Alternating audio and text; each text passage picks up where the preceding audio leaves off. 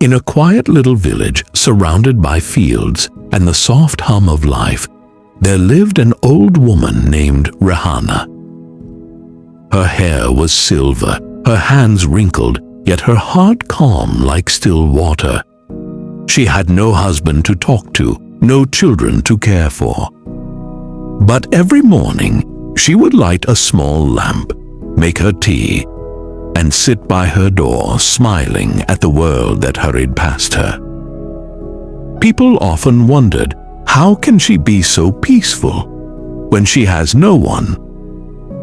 While the rest of the village wrestled with worries, debts, crops, children, and hunger, Rahana never complained.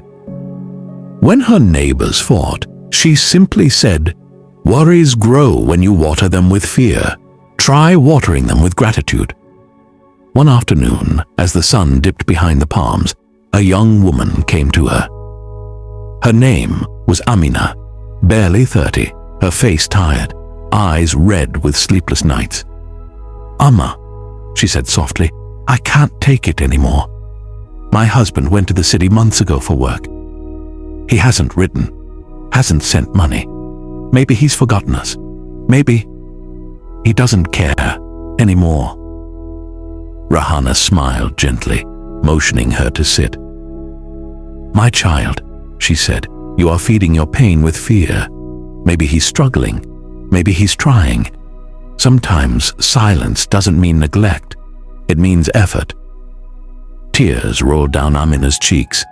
"But how can I stop thinking the worst?" Rahana placed a trembling hand over hers.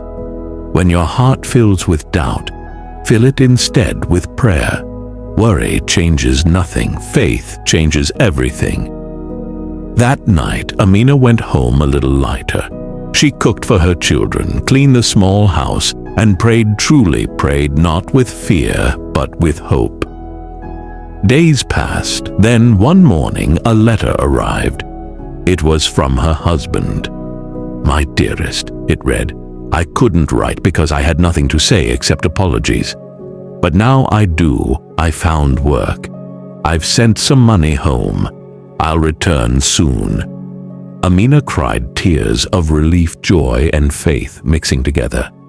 She ran through the fields, barefoot, clutching the letter in her hand until she reached Rahana's door.